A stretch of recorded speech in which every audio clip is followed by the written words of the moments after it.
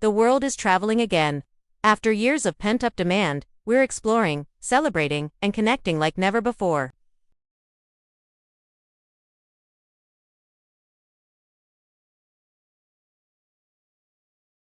Planes are full, ancient cities are buzzing, and paradise seems just a flight away. This great global reopening feels like a victory for an industry that was brought to its knees. But beneath the triumphant roar of jet engines and rolling suitcases, a very different story is taking shape. The number of worldwide tourists is projected to hit 1.8 billion by 2030. A figure that promises economic booms, but also carries an immense weight.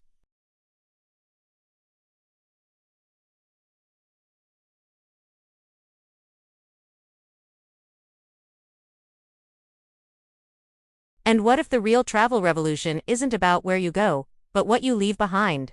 A quiet rebellion is underway, a battle between the world of tourism we've always known and a new one that's fighting to be born. For decades, the name of the game in tourism was simple: more visitors, more flights, more hotels.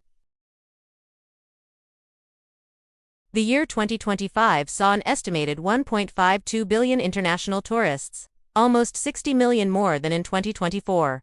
In Japan, spending by international visitors hit a record-breaking 8.1 trillion yen in 2024, prompting the government to declare tourism a core strategic industry. But this relentless pursuit of growth is revealing deep cracks in the foundation. This isn't just a return to normal. In many places, it's a surge that has exceeded pre-pandemic levels, and the consequences are getting harder to ignore. The poster child for this problem has a name: over-tourism. You've probably felt it yourself.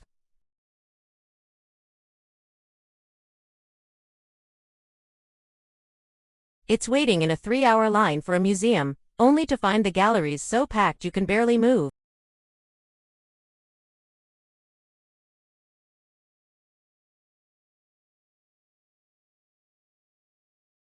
Just look at Barcelona. A city celebrated for its art and culture now sees its residents hanging "tourists go home" signs from their balconies. The explosion of short-term rentals has been blamed for soaring housing prices, making it hard for the very people who give the city its soul to afford to live there. Venice is another story of a city drowning not just in water, but in visitors. The city is experimenting with tourist taxes and access fees to manage the suffocating crowds that pour from cruise ships and trains. These measures are born of desperation, a last-ditch effort to preserve a city that symbolizes both beauty and the destructive power of unchecked tourism. Even the world's busiest museum, the Louvre, raised its entrance fee for many non-EU visitors by a staggering 45%, partly to manage overcrowding. But the price of over-tourism isn't just paid in frustration, the environmental toll is immense. Think of Antarctica. And then there's the human cost. When a neighborhood becomes a tourist hotspot, local businesses are often replaced by souvenir shops. The daily rhythm of community life is disrupted. Residents can start to feel like extras in someone else's vacation photos. This friction is palpable. We are chasing authenticity in places that are struggling to remain authentic for themselves. The model of endless growth is showing its limits. It's a heavy picture, and I'm sure many of you have seen or felt a piece of it. Have you ever been to a destination and felt overwhelmed by the crowds? Or have you seen a place you love change because of tourism? Let me know your story in the comments below. What you've witnessed is part of this global conversation. So, what's the alternative? Do we just stop traveling? For most of us, that's not an option, and it's not the answer. Travel is a powerful force for good when it's channeled correctly. Right now, a quiet but powerful revolution is reshaping what it means to be a traveler. It's a shift away from just consuming and toward caring. It's driven by a new kind of traveler who wants to heal destinations, not just see them. This movement has a name: regenerative travel. If sustainability is about leaving no trace, regeneration is about leaving a place better than you found it. This isn't just a niche idea, it reflects a deep change in mindset. In 2025, research showed that 93% of global travelers want to make more sustainable travel choices. So what does this look like in the real world? In Uganda, the Kumbura Wetland Restoration Project, supported by tourism, is transforming a former brickwork site into a thriving wetland now home to over 200 bird species and helping protect endangered chimpanzees. In northern Kenya, travelers can join itineraries that immerse them in community-led conservation, visiting Samburu wildlife sanctuaries where restoring rangelands and strengthening local livelihoods go hand in hand. This new traveler is also embracing a different pace. The slow travel movement is gaining serious momentum, championing longer, more immersive stays instead of whirlwind, multi-city tours. It's about trading a packed itinerary for a deeper connection to one place.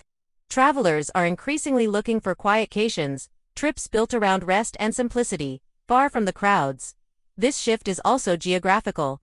As travelers become more aware of the pressures on hotspots, they are actively choosing secondary destinations to distribute the economic benefits of tourism more evenly. This conscious choice is also being supercharged by technology. AI can help manage tourist flows in real time by suggesting alternative routes and can help travelers find genuinely sustainable options, from eco-friendly hotels to community-led tours. We're already seeing innovative policies take hold. In New Zealand, visitors are invited to take the Tiaki Promisa pledge to care for the land, sea, and culture during their stay.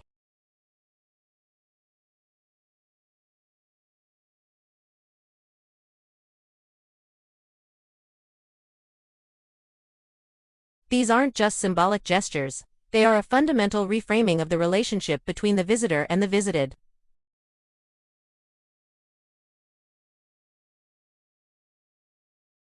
We stand at a crossroads. On one path is the tourism world we've built, a high-volume, high-impact industry that, for all its economic benefits, strains our planet and tests local communities.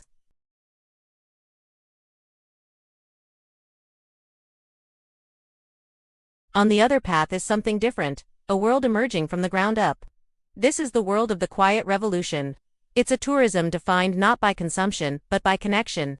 It champions smaller communities in off-season travel, not as a compromise, but as a solution. This path isn't about seeing less. It's about experiencing more.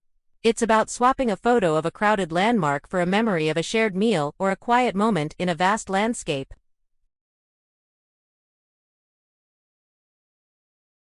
The global tourism industry supports millions of livelihoods, and the goal isn't to shut it down, but to transform it. It's happening in the choices individual travelers are making, in innovative projects led by local communities, and in the policies being enacted by forward-thinking governments. The future of travel isn't a fixed destination. It's a path we are creating with every trip we plan and every dollar we spend.